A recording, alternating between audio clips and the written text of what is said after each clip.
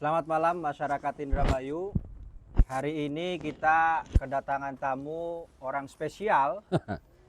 Salah satu orang spesial yang ada di Kabupaten Indramayu. Tiada lain, beliau adalah Bapak Haji Saifuddin. Selamat datang Kang. Terima kasih sudah hadir di acara kita di tempat yang paling santuy. Sebenarnya acara ini kan sederhana ya.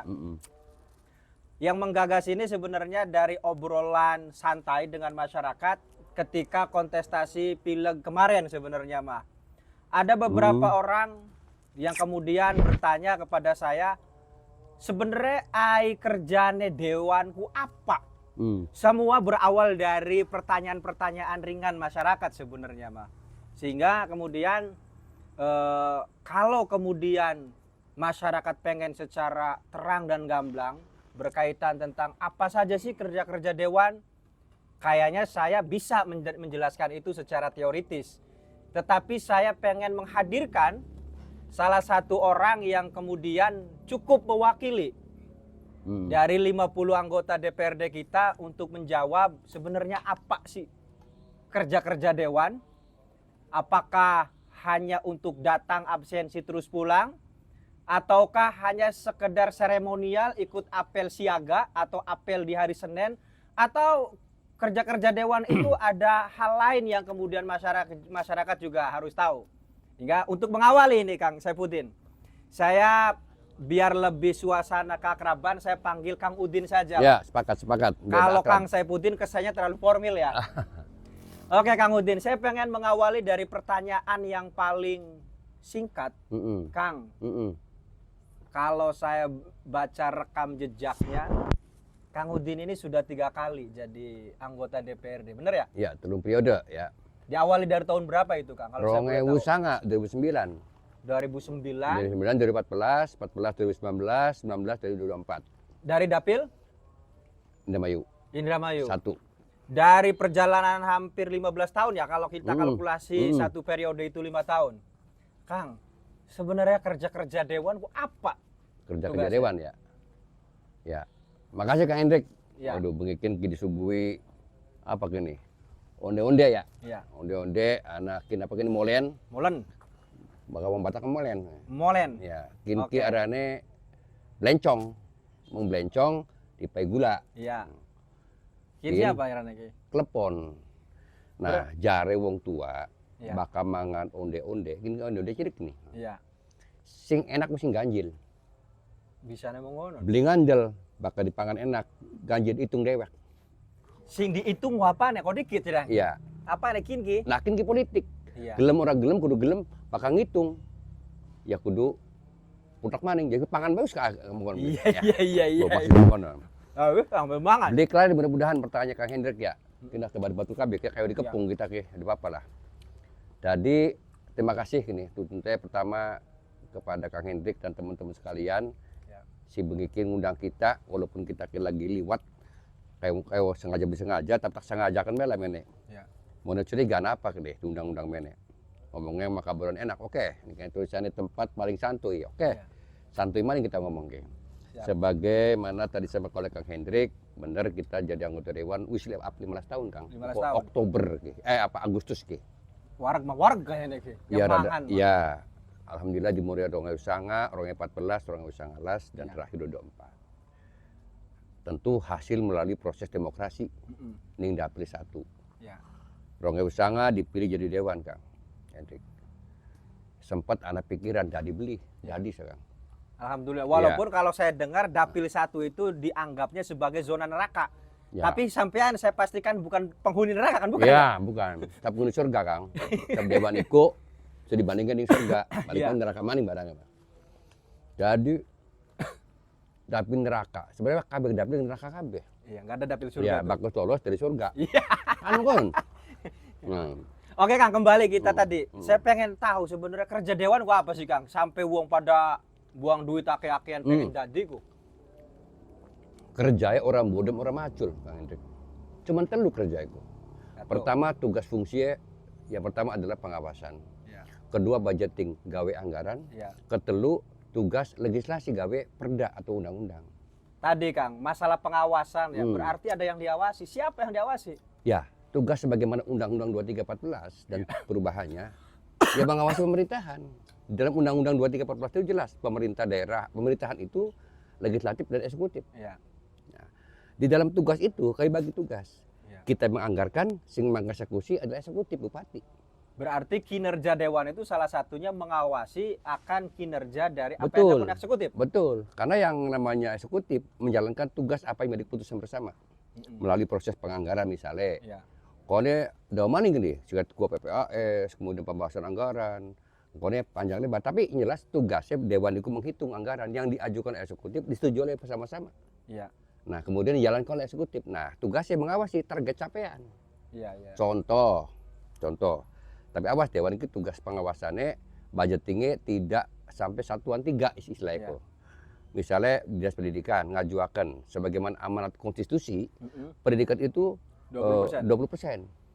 Nah, berarti APBD kita 3,7 ya. 37. Triliun, berarti kita kali 2 saja, 740 miliar ini untuk kepentingan dari pendidikan. Sekurang-kurangnya itu. Iya. Nah, misalnya salah satu programnya nih kono anak program pemberantasan buta huruf. Iya. Nah, diolah, kemudian anggarannya semiliar misalnya. Berapa targetnya? Wong sewu. Nah, pada saat pelaksanaan itu kita awasi. Semiliar kentok beli duitnya, kemudian capaian targetnya sesuai dia enggak? Iya. Kalau tidak sesuai, apa masalahnya? Apakah duitnya kurang? Apa sih tidak mampu menjalankan? Atau macam-macam lah. Itu dalam aspek pengawasan ya. Ya. Nah, saya anggaplah karena Kang Udin ini kan di penghujung masa jabatan. Karena Kang Udin kemarin ikut kontestasi pileg di 2019.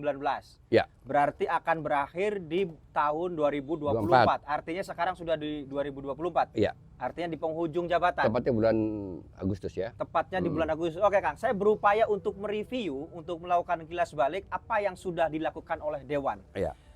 Di tahun kemarin itu kalau saya lihat di pemberitaan, baik media mainstream ataupun media sosial, itu ada kegaduhan yang ada di internal DPRD. Ya. Saya juga barang baru nih istilah nih. Ya. Ada namanya DPRD Indramayu menggunakan hak interpelasinya atas Bupati Indramayu. Itu sebelum apa yang melatar belakangi, kalau hak interpelasi itu apa itu Kang? Makanan apa maksud saya?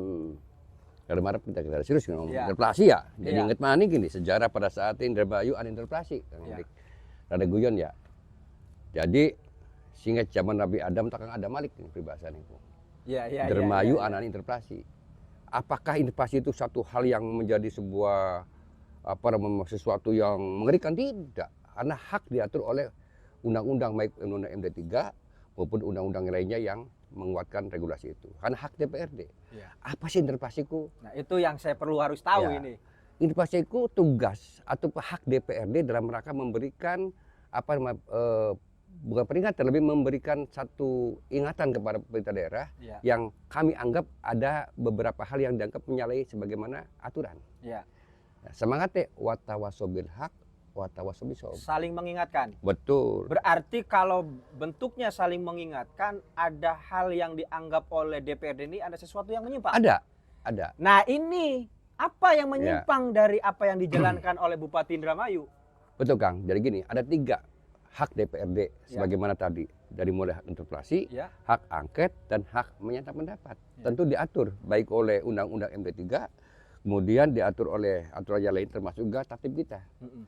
Nah, waktu itu sekurang-kurangnya 7 orang dari anggota DPRD yang bisa mengajukan.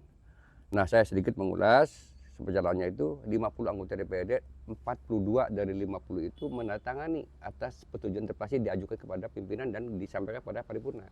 42 dari 50. Iya. Berarti hampir 90% ya? Iya, jadi 6 fraksi itu 5 fraksi yang Dari 6 fraksi yang ada di DPRD Indramayu, 5 fraksinya menandatangani. Betul. Artinya mereka bersepakat akan dilaksananya interpelasi. bersepakat karena semangatnya semangat untuk perbaikan.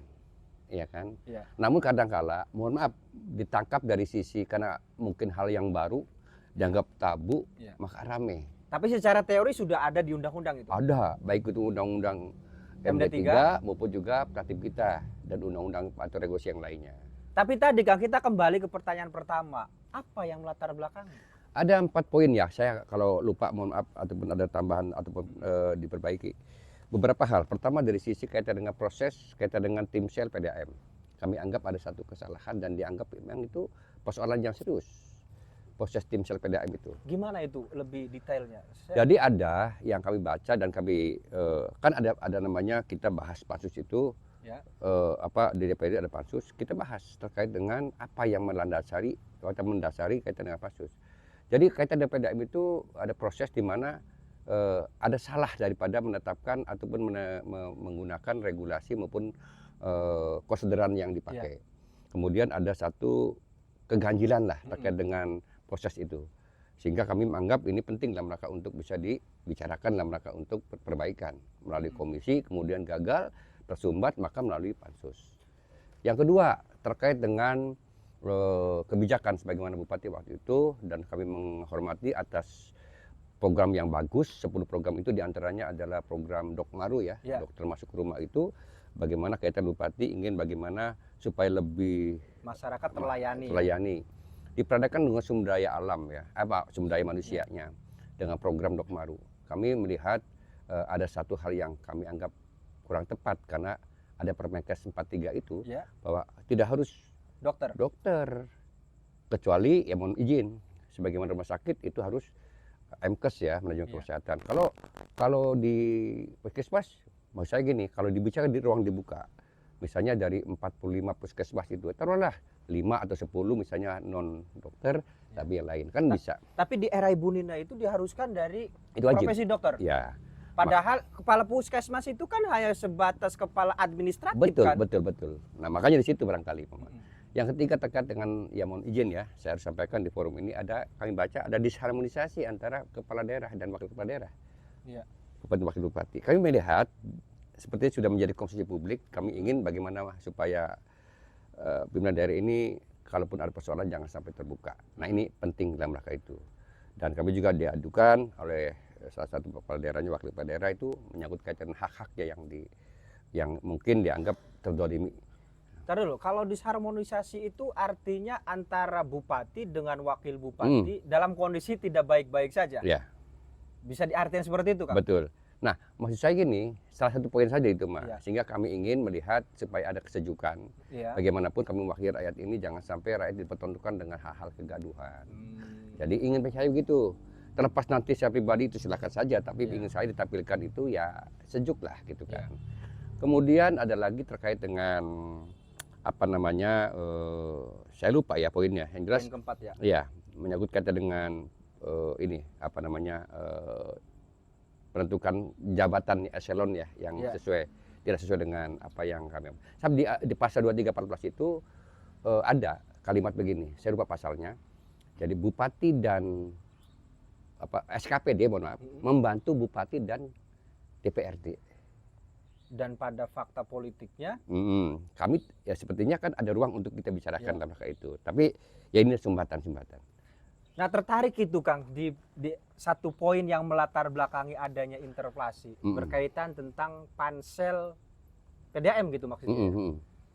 Apa yang salah dari pansel PDAM itu Kang?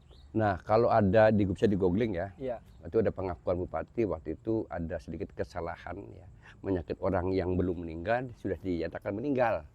Waktu itu salah satu peserta yang lolos seleksi itu Pak almarhum Pak Cecep ya namanya Cecep kalau nggak salah itu. Benar waktu itu kan di penghujung pada saat seleksi dinyatakan meninggal tapi tanggalnya itu belum beliau meninggal. Nah itu kan hal yang melatar belakangi adanya atau Dewan menggunakan hak interpelasinya kepada bupati.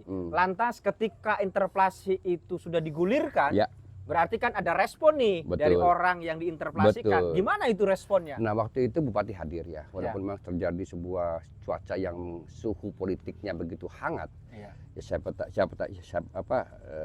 nggak tahu siapa yang menghangatkan, tapi jelas karena menarik ya hal yang baru ini kan.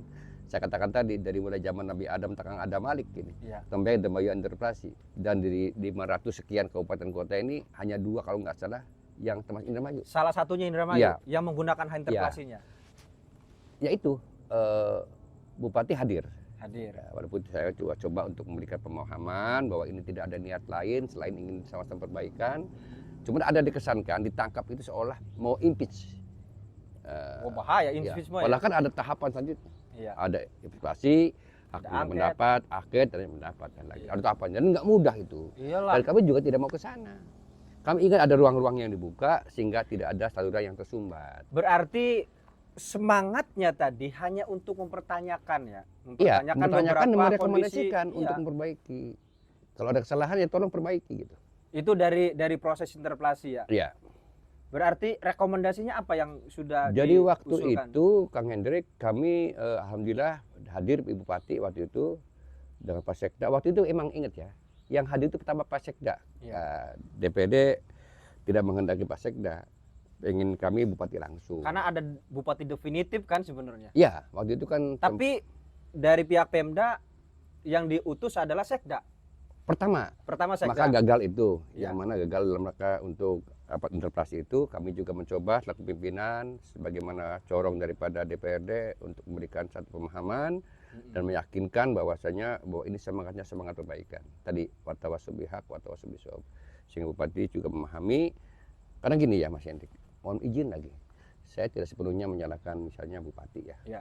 Dalam hal ini mungkin Bu Dina ini di sisi kanan kirinya ya barangkali Iya. yang memberikan pemahaman ini kadang bukan sesat, salah ya. Iya. Mengartikan sebagaimana tadi yang namanya interpelasi itu. Iya.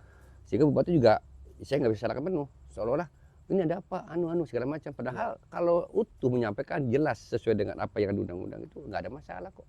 Yang penting siap untuk memperbaiki bersama-sama dengan DPRD, dibangun kembali, dirapikan komunikasinya. Karena sifatnya bukan untuk menghakimi ya. Tidak untuk hakimi. Nah ini yang dan ini sah saja. Tapi nih. pada akhirnya Bupati hadir di interpelasi. Hadir, alhamdulillah. Saya ingat betul bahasanya. Pertama terima kasih, kedua mohon maaf, ketiga siap memperbaiki. Hanya itu.